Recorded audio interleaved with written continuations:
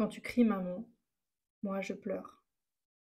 Quand tu cries maman, moi je pleure. Ça, c'est une phrase que m'a dite ma fille il y a quelque temps et j'étais tellement ravie qu'elle me dise ça. Et non, je ne suis pas sadique. Je suis ravie, je t'explique pourquoi en fait. Une émotion, son nom, ça veut dire son étymologie, ça veut dire un mouvement qui va vers l'extérieur. Ça, c'est sa définition en vrai. Une émotion, ça vient de l'intérieur et ça doit ressortir. Ça doit ressortir de notre corps. Ça ne doit pas rester et s'ancrer et se cristalliser à l'intérieur de nous. Et depuis qu'elle est toute petite, ma cadette, qui là vient d'avoir 4 ans, a toujours gardé à l'intérieur d'elle toutes ses émotions. J'avais beau essayer de lui dire, tu sais, t'as le droit de pleurer ou t'as le droit de me dire comment tu te sens, etc. Elle gardait tout à l'intérieur d'elle. Je le voyais, ça me faisait mal au cœur, vraiment. Ça me fendait le cœur en fait de l'avoir tout gardé à l'intérieur d'elle. Et, euh, et je sais que pour certains, ça peut donner l'impression que c'est chouette, dans le sens où c'est une enfant qui pleure moins que d'autres. J'ai une aînée qui est hypersensible et donc c'est à l'extrême. Je pense que ma cadette l'est aussi, mais du coup d'une manière différente. Et du coup, pour revenir à mon aînée, elle est hypersensible et du coup, ça fait beaucoup de bruit, beaucoup de pleurs, beaucoup de cris, beaucoup de tout en fait, beaucoup trop de tout.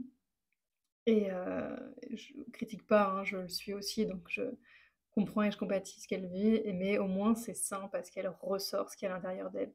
Et certes, pour nous parents, c'est plus fatigant, c'est épuisant en vrai, parce que ça fait du bruit tout le temps et c'est dur. Et en fonction de ta sensibilité à toi, ça peut être d'autant plus dur en fait. Moi, je sais que je commence à être sensible vraiment. En fait, je pense que je le suis depuis toujours, mais je suis sensible quand même au bruit, etc. Et moi, c'est quelque chose qui me fait péter une durite. Donc, c'est pas facile. Et je pense que c'est pas facile, d'autant plus que quand on a été petit, nous, on n'a certainement pas eu le droit d'exprimer comme ça. Et si c'est ton cas aussi, je pense que ça peut être vraiment dur aussi de ressentir ça, pas de ressentir ça, mais de vivre ça et de voir que tes enfants, eux, ont le droit de ça, ont le droit de s'exprimer comme ça et que toi, ça n'a pas été ton cas en fait. Donc ça réveille quelque chose à l'intérieur de toi dans ces moments-là. Et du coup, je disais que ça pouvait être une bonne chose pour certains parents de voir des enfants qui pleurent pas, etc. Parce que, comme ce que certains pourraient dire, c'est «Ah, elle est sage votre enfant». Ça veut dire quoi sage pour un enfant, sérieusement? Moi, ça me révolte d'entendre ça.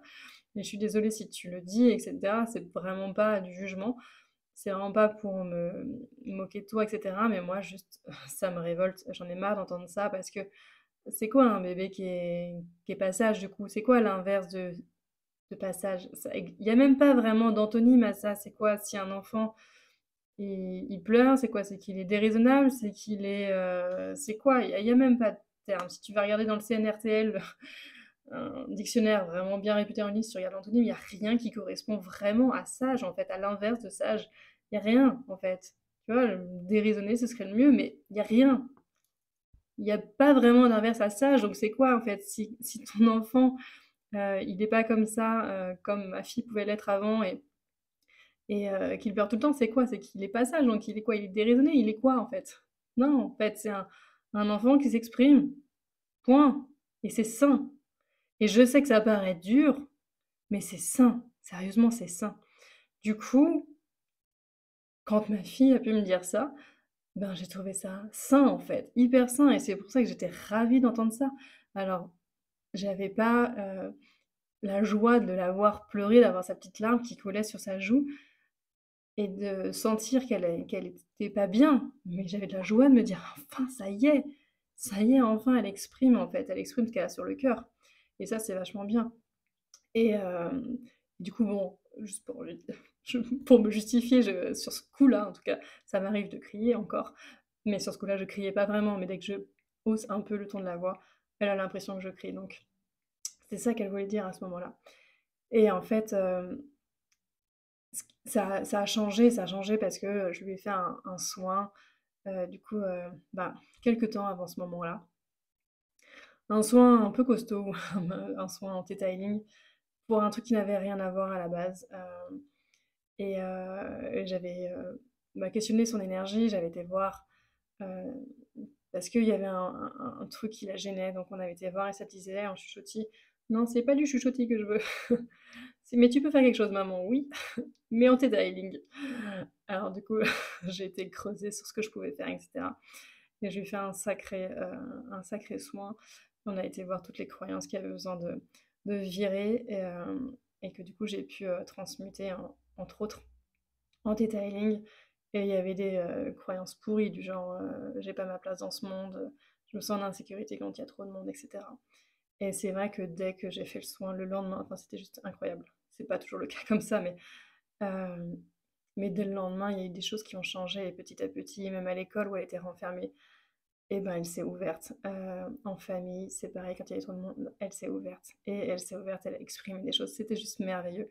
Donc c'est merveilleux. Alors c'est dur de finalement de les voir pleurer et s'exprimer et cetera, mais c'est tellement sain. Sérieusement, c'est tellement sain et je sais que souvent en séance, enfin les parents, ils viennent en séance parce que les comportements sont plutôt débordants et cetera et c'est dur. Je dis pas, je renie pas parce que c'est dur, je le sais. Je l'ai vécu aussi, c'est dur. Mais en même temps, moi ce qui m'inquiète plus, c'est un enfant qui s'exprime pas, qui a l'étiquette du trop sage. C'est un enfant qui garde tout à l'intérieur de lui et qu'on dit: «Oh oui, il est bien, il est bonne patte». Enfin, moi, c'est un peu ce que je disais, je dis: «Elle est bonne patte», quoi. Je voulais pas dire sage, mais c'est dans le sens où c'était facile à vivre en général. Mais tu vois, moi, c'est plus ça qui m'inquiète en final sur les bébés et ça n'empêche pas de pas aller voir ce qui se passe quand il y a des comportements un peu, durs, et difficiles avec un enfant qui a des comportements, bah, oui, il s'exprime, ça n'empêche pas, mais juste, au moins, c'est sain parce qu'il se sent en sécurité pour le dire donc voilà ce que j'avais envie de te dire. Ça fait un petit bout de temps que j'avais envie de te parler de ça parce que, ben, c'est un peu un tabou aussi de se dire, enfin, de croire que, c'est pas un tabou, je sais pas si c'est un tabou, en fait, mais juste, de penser qu'un enfant, ça devrait être calme, heu voilà, de pas trop pleurer, pas trop s'exprimer et cetera. Ben, en fait, c'est pas la vraie image d'un enfant, d'un bébé. C'est pas ça et en fait, en réalité, bah, c'est l'inverse. C'est un petit peu un enfant, c'est vivant, ça bouge, ça pleure, ça crie, ça saute dans tous les sens et oui, c'est fatigant, ça, c'est clair. Mais c'est un enfant, en fait et un enfant, ça a pas à être, sage tout le temps. Voilà, si on veut reprendre le mot «sage». Mot «sage» entre guillemets, quoi. Donc ça veut dire plutôt calme. Un enfant, c'est pas forcément calme. Voilà ce que j'avais envie de te dire. Je te laisse là-dessus, je te laisse réfléchir à tout ça et puis, hâte d'avoir ton retour là-dessus. Ciao.